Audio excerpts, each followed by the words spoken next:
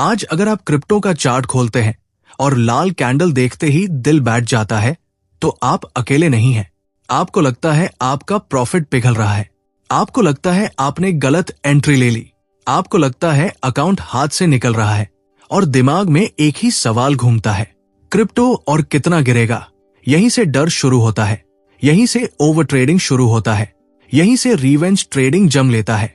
ध्यान से समझिए, मार्केट का गिरना नया नहीं है, नया है हमारा रिएक्शन। जब गिरावट होती है तब दिमाग पैनिक मोड में चला जाता है। हम चार्ट नहीं देखते, हम अपना डर देखते हैं और उसी डर में एंट्री और एग्जिट बदलते रहते हैं। यही वो जगह है जहां मैक्सिमम लोग गलती करते हैं। वो सोचते हैं कि ये गिरावट परमानेंट है, वो सोचते हैं कि मार्केट उनके खिलाफ हो गया है, वो सोचते हैं कि सोशल मीडिया सच बोल रहा है।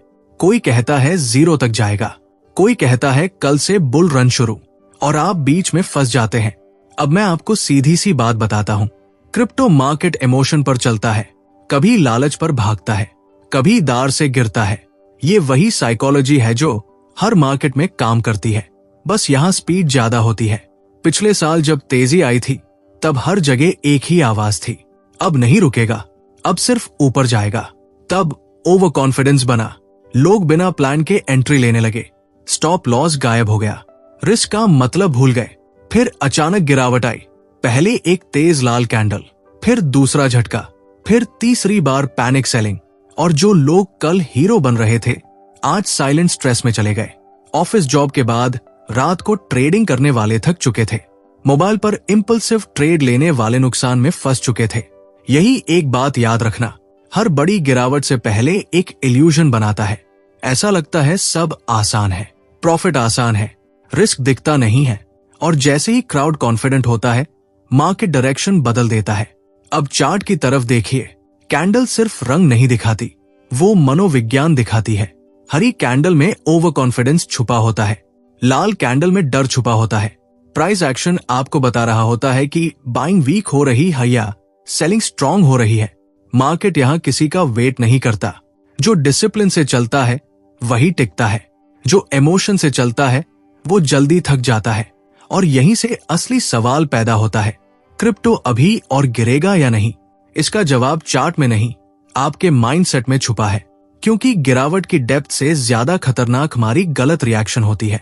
हमारी रिएक्शन ही तय करती है कि ये गिरावट हमें सिखाएगी या हमें तोड़ेगी। ध्यान से समझिए, मार्केट कभी किसी को सीधा रास्ता नहीं देता। यहाँ हर मूव के पीछे प्रोबेबिलिटी काम करती है। कभी गिरावट शैलो होती है, कभी गिरावट डीप हो जाती है, और दोनों हालात में एक ही चीज बचाती है, वो है डिसिप्लिन। अब पीछे की तस्वीर समझिए, क्रिप्टो पहले भी तेजी से गिर चुका है, कभी रेगुलेटरी डर से, कभी बड़े प्लेयर्स की सेलिंग से, कभी ग्लोबल फियर से। हर बार स्टोरी बदली है, लेकिन पैटर्न वही रहा है। पहले तेज गिरावट, फिर डर का माहौल, फिर पेशेंस वालों की एंट्री, और फिर धीरे धीरे स्टेबिलिटी। यही एक बात याद रखना, मार्केट क्रैश से नहीं टूटता, ट्रेडर पैनिक से टूटता है। जो हर गिरावट पर एग्जिट बदलता है वो अपने प्लान से बाहर निकल जाता है। जो हर लाल कैंडल पर डर जाता है वो अपने सेटअप पर भरोसा खो देता है। मैक्सिमम लोग यही गलती करते हैं। वो सोचते हैं टाइमिंग परफेक्ट होनी चाहिए, वो सोचते हैं बॉटम पकड़ा जा सकता है, और इसी चक्कर में ओवर ट्रेड करने लगते हैं। कैपिटल धीरे धीरे थिन हो जाता है, माइंडसेट हैवी हो जाता है, और डिसिप्लिन टूट जाता है। अब मैं आपको सीधी सी बात बताता हूं, क्रैश के बीच में भी वही रहता है। एंट्री सोच समझकर, रिस्क पहले डिफाइन, स्टॉप लॉस से छेड़छाड़ नहीं, पोजीशन साइज कंट्रोल में, और हर ट्रेड को प्रोबेबिलिटी की तरह देखना। टेलीग्राम और इंस्टाग्राम पर हर कोई एक्सपर्ट बन जाता है, कोई डर फैलाता है, कोई उम्मीद बेचता है, लेकिन आपका उनकी आवाज से नहीं, आपके फैसलों से चलता है। इसलिए कैपिटल प्रोटेक्शन एप्स पहला रूल है। ऑफिस जॉब के बाद जब आप थके होते हैं तब मार्केट का नॉइज ज्यादा तेज लगता है। मोबाइल पर गुस्से में ट्रेड लेना आसान होता है, पर नुकसान उसी वक्त पक्का होता है।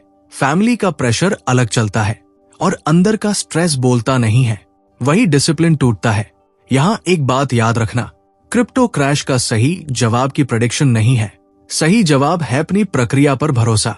चार्ट को कहानी की तरह देखना, प्राइस एक्शन से मार्केट की साइकोलॉजी समझना, और हर ट्रेड में को पहले बचाना। मार्केट यहाँ किसी का वेट नहीं करता, लेकिन जो खुद पर काम करता है, मार्केट उसे समय देता है।